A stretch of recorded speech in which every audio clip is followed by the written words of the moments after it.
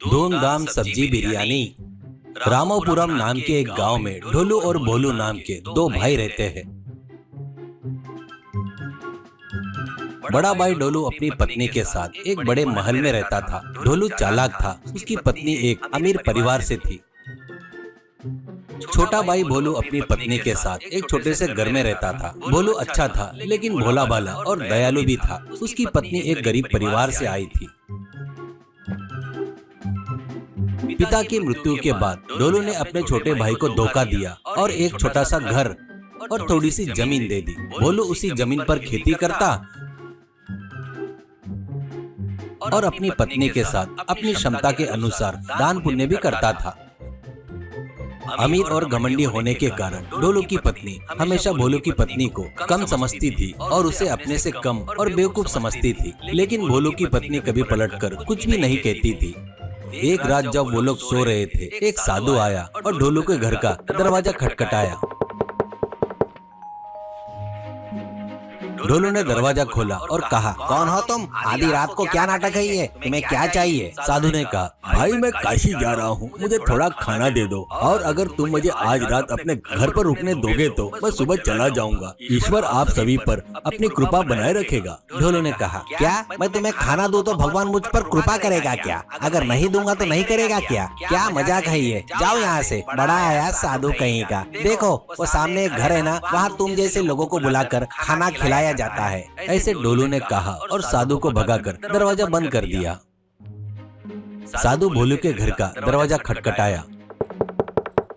भोलू और उसकी पत्नी बाहर आते हैं। बेटा मुझे बहुत भूख लगी है, थकान भी महसूस हो रही है। मैं काशी की यात्रा करने पैदल जा रहा हूँ। कृपया करके मेरी भूख मिटाकर आज की रात आपके घर में आश्रय दिए तो आपको बहुत पुण्य मिलेगा। सुबह होते ही मैं अपने रास्ते चला जाऊंगा। ऐसा कहता है तो गोलू, अरे कैसी बात कर रहे हो जी? आप पुण्य कार्य के लिए जा रहे हो आप तो मैं आपको नहीं तो और किसको आश्रय दूंगा बताओ? ऐसा कहता है हाथ जोड़कर। तब गोलू की पत्नी, अंदर आइए स्वामी जी, आपके जैसे हमारे घर पर आना हमारी किस्मत है। ऐसा कहती है। ऐसे दोनों उनको अंदर बुलाते हैं। भोलू की पत्नी, स्वामी जी पकाए सो खाना पूरा खत्म हो गया है, पहले ये केले खाकर भूख मिटाइए, तब तक मैं गर्मा गर्म सब्जी बिरयानी बनाकर देती हूँ। वो खाकर यहीं पर आराम से सो जाओ। कहकर केले देती है तो स्वामी जी केले खाते हैं। उसने तुरंत गर्मा गर्म सब्जी बिरयानी बनाई।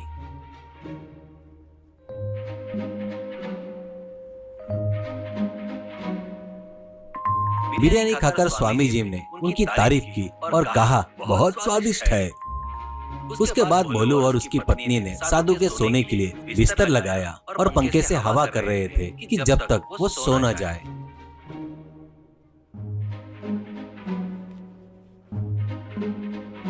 सुबह हो जाती है। सन्यासी जाते जाते, आप लोग बहुत अच्छे इंसान लग रहे हो। बेटाइम तुम्हारे घर आए तो भी बढ़िया खाना खिलाकर सोने का प्रबंध किए। तुम्हारे जैसे लोग खुशी और अच्छे से रहे तो 4 लोगों को लाभ होगा। इसलिए तुमको 3 वरदान देता हूँ, मांग लो। ऐसा कहता है। भोलू ने कहा, स्वामी जी मुझे एक ऐसा बड़ा घर दे दो जो आप जैसे कितने भी अतिथि के लिए काफी हो और इतना धन दे दो कि मैं गरीबों में जितना चाहूँ उतना दान दे सकूँ। बस यही चाहिए मुझे। पत्नी ने कहा, स्वामी जी मुझे कुछ नहीं चाहिए, लेकिन मुझे ऐसी बुद्धि दो कि मैं किसी को मना नहीं कर सकूं। बस यही काफी है। अब तीसरे वरदान के लिए भोलू ने कहा, स्वामी जी हमें हमेशा दूसरों का भला करने की बुद्धि बनाए रखने का वरदान दो। साधु ने ओम तत्सत कहकर आशीर्वाद दिया और चले गए। सुबह ही नींद से जागकर बाहर आया ढोलू जोर से चिल्लाता है। यह सुनकर उसकी पत्नी दौड़कर आई और पूछा, क्या हुआ? ढोलू ने तब भोलू का घर दिखाया। यह देखकर वह हैरान हो गए क्योंकि भोलू के छोटे से घर की जगह पर अब वहाँ पर एक बहुत बड़ी कोठी, महंगी कारें थे।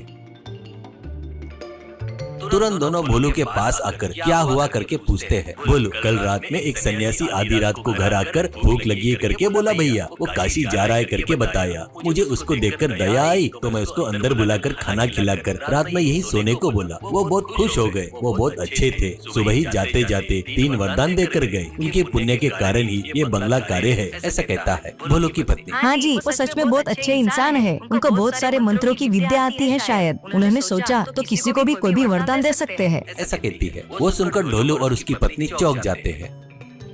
ढोलू और उसकी पत्नी घर आकर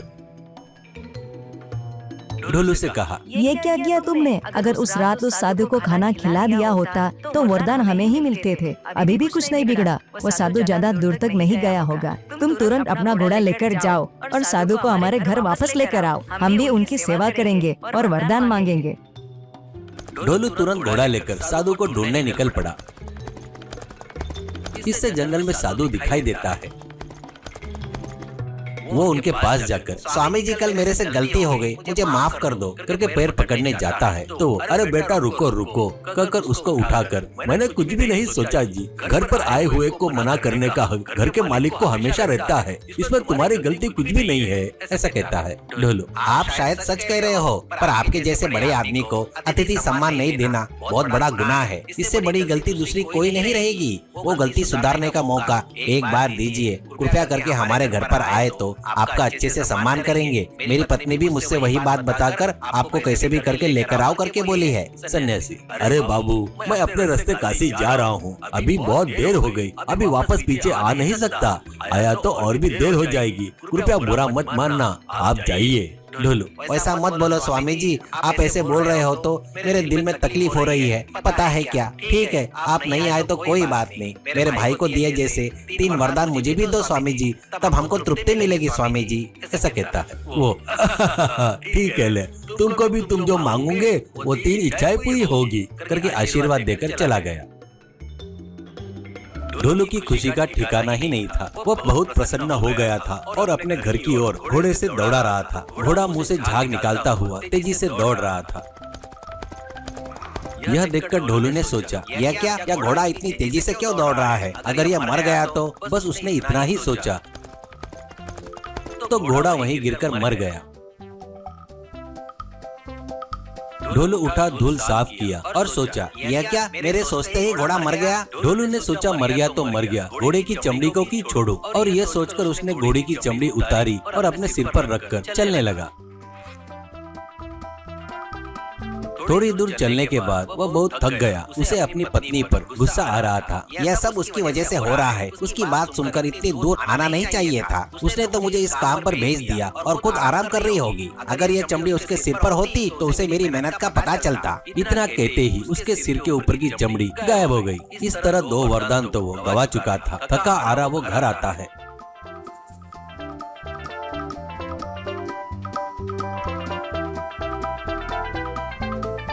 वहाँ उसने अपनी पत्नी के सिर पर वो चमड़ी देखी। उसे आश्चर्य होता है। उसकी पत्नी चमड़ी को खींचते हुए बोल रही थी, ये क्या है मेरे सिर के ऊपर, कैसे आकर चिपक गया? यह कितना भारी है, निकल भी नहीं रहा है, आखिर क्या हुआ? ढोलू ने उसे पूरी कहानी बताई और कहा, देखो जो होना था हो गया, तो वरदान तो बर्बाद हो गए। हमारे पास अब केवल एक ही वरदान बाकी है, इससे हम कोई अच्छा वरदान मांग कर अमीर बन जाएंगे। यह सुनकर पत्नी को बेहद गुस्सा आया और उसने कहा, तुम और तुम्हारी संपत्ति गायब हो जाए तो मुझे इससे क्या, मेरे सिर से चमड़ी निकालो, नहीं तो अच्छा नहीं होगा। ढोलू इसकी बात से डर गया और मन ही मन में अपनी इच्छा जताई कि उसके सिर पे की चमड़ी गायब हो जाए। बस उसके सिर पर की चमड़ी गायब हो गई। सिर्फ चमड़ी ही गायब नहीं हुई, उनका घर भी गायब हो गया। ढोलू, हे भगवान, ये सब चला गया, यानी तीसरा वरदान भी बर्बाद हो गया क्या? यानी हमारा घर, खेत, संपत्ति सब गायब हो गई क्या? ऐसे कहता है। पत्नी, अरे यानी अपन रोड पर आ गए क्या? अब अपन कैसे जिएंगे?